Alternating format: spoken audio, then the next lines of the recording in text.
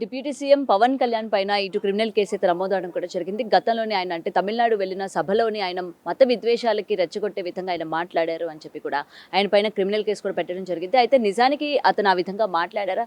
ఇది నిజంగా కేసు పెట్టే వ్యాఖ్యలు చేశారా అన్న విషయాలు తెలుసుకుంది. ఇవాళ మనతో పాటు సీనియర్ జర్నలిస్ట్ దుర్గా వడ్లంనేని గారు ఉన్నారు. మ్యామ్ నమస్తే.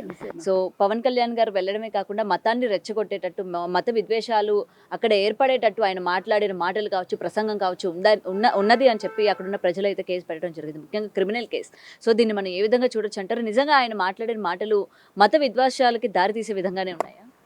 ఏమో నాకైతే అలా అనిపించలేదండి. పవన్ మురుగన్ మానాడు అని చేశారు మధురైలో. దానికి ఆయన వెళ్ళారు. వెళ్ళినప్పుడు ఆయన సనాతన సంప్రదాయంలోనే వెళ్ళారు. సనాతన సంప్రదాయం అంటే ఏముందండి, ఇప్పుడు హిందూ సంప్రదాయం మీరు తీసుకోండి. హిందూ ధర్మమే తప్ప హిందూ మతం కాదు.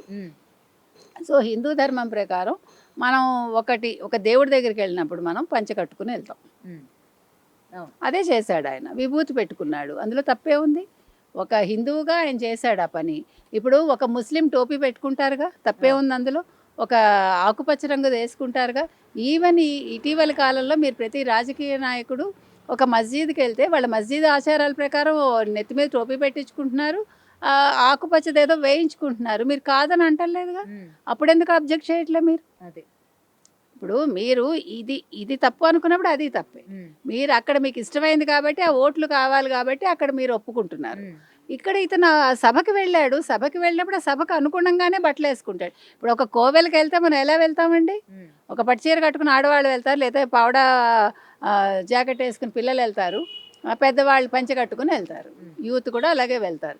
ఏమి జీన్స్ వేసుకుని షార్ట్స్ వేసుకుని అక్కడ అలౌ చేయరుగా. సో ఆయన అక్కడ ఏమన్నారు? సనాతన ధర్మం మంచిదని చెప్పాడు ఆయన. తర్వాత మురుగన్ని నమ్ముకుంటే మంచిది, మనం కందషష్ఠి కవచం చదివితే అది మనకు ఉత్తేజాన్ని ఇస్తుంది అని చెప్పాడు. సనాతన ధర్మం మీద అంతకుముందు ఉదయనిధి స్టాలిన్ ఎవరైతే వ్యాఖ్యలు చేశాడో దాని మీద ఆయన ఏమన్నారు? ఎలుకలు ఎన్నొచ్చినా ఒక నాగుపాము బుసకవి పారిపోతాయని అన్నారు.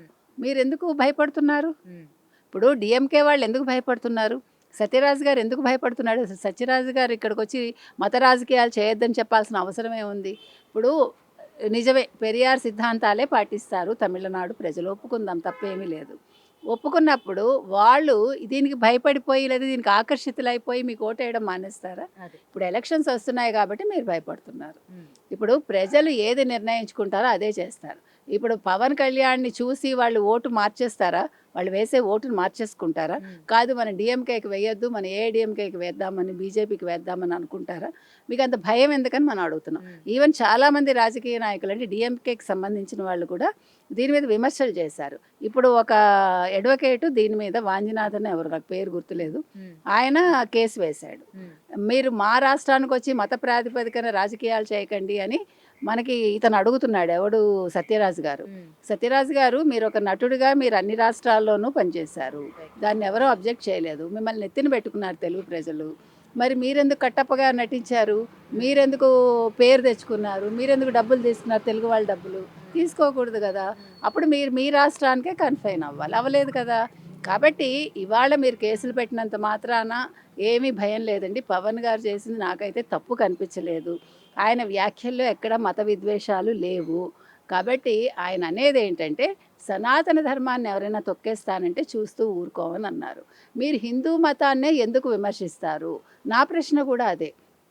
అరేబియా నుంచి వచ్చిన మతాన్ని మీరు అనగలరా? అది అందరూ అడుగుతారు. అది మీరు ఒక క్రిస్టియన్ అనగలరా? ఒక ముస్లిం అనగలరా? ఇవాళ జానకి వర్సెస్ కేరళ స్టేట్ ఒక సినిమా, ఆ టైటిల్ మీద వివాదం జరుగుతోంది. అక్కడ జానకి పేరు తీసేసి ఒక ముస్లిం పేరో లేదంటే ఒక క్రిస్టియన్ పేరో పెట్టగలరా? ఒక మేరీ అని పేరు పెట్టగలరా? మనం అడుగుతున్నాం, తప్పే ఉంది. ఇప్పుడు మీరు జానకి అని పెడితే మీరు కళా స్వేచ్ఛకి ఇది అడ్డంకి అంటే ఎట్లా? ఏం జానకి ఎందుకు పెడతారు మీరు? కబేళాలోనే ఎందుకు ఆ అమ్మాయిని రేప్ చేయిస్తారు ఆ సినిమాలో కదా. ఇప్పుడు గొడవ అదే కదా. నేను అనేది వీటి మీద కూడా మీరు చర్చించండి. మీరు అక్కడ జానకి పేరు తీసేయండి అని ఇదే సత్యరాజ్ని అనమనండి, ప్రకాష్ రాజ్ని అనమనండి. ఈ జస్ట్ ఆస్కింగ్ అంటాడు కదా ఆయన, మనం కూడా జస్ట్ ఆస్కింగ్ ప్రకాష్ రాజ్. మీరు జానకి పేరు తీసేసి ఈ పేర్లు పెట్టమని అడగండి. మీరందరూ కూడా చాలా గొప్పవాళ్ళు, భావ స్వాతంత్రం ఉన్నవాళ్ళు, ఒప్పుకుంటున్నాం మనం. కాబట్టి నేను చెప్పొచ్చేది ఏంటంటే, పవన్ కళ్యాణ్ గారి మాటల్లో ఎక్కడా ఎటువంటి అభ్యంతరము లేదు నాకు తెలిసి. కానీ అసలు నిజమైన విద్వాసాలు రేపిస్తుంది వీళ్ళే అనుకోవచ్చా, పవన్ కళ్యాణ్ గారు కాకుండా? కరెక్ట్. ఇప్పుడు ఏంటంటే ఇది ప్రజల్లోకి వెళ్ళాలి, ప్రజల్లో ఆలోచనలు రేకెత్తించాలి. ఇప్పుడు పవన్ కళ్యాణ్ గారికి ఇంకా మంచిది నన్ను అడిగితే. ఇప్పుడు యాక్చువల్గా ప్రజలు ఆలోచించి ఉండరు, పవన్ ఏం చెప్పాడో అందరూ చూసి ఉండొచ్చు, ఉండకపోవచ్చు. కానీ ఇప్పుడు వీళ్ళు చేసిన ఈ కేసు వల్ల కావచ్చు, ఈ వ్యాఖ్యల వల్ల కావచ్చు, ఇది బాగా స్ప్రెడ్ అయ్యి తమిళనాడులో ఇది డిఎంకేకే నష్టం కలిగించవచ్చు. ఇంకో 10 ఓట్లు ఎక్కువ బీజేపీకో ఏఐడిఎంకేకో పడవచ్చు. ఓకే, ఆ ఇంపాక్ట్ అటు సైడ్ ఉంటుంది. అది ఓకే.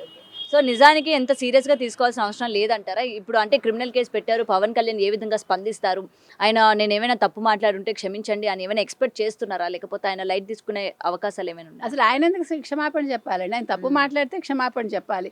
మనం ప్రజాస్వామ్యంలో ఉన్నాం, మనం లౌకికవాద దేశం మనది కాబట్టి అందరికీ భావస్వేచ్ఛ ఉన్నట్టే ఆయనకి ఉంది. ఆయన ఎందుకు క్షమాపణ చెప్పాలి? అవసరం లేదు. అసలు పవన్ గారు ఇంతవరకు స్పందించలేదు. ఆయన కోర్టు నుంచి నోటీస్ వస్తే ఆయన ఇస్తారు, నోటీస్కి అప్పుడు సమాధానం ఆయన ఇచ్చుకుంటారు. For more videos like this, subscribe Big TV channel.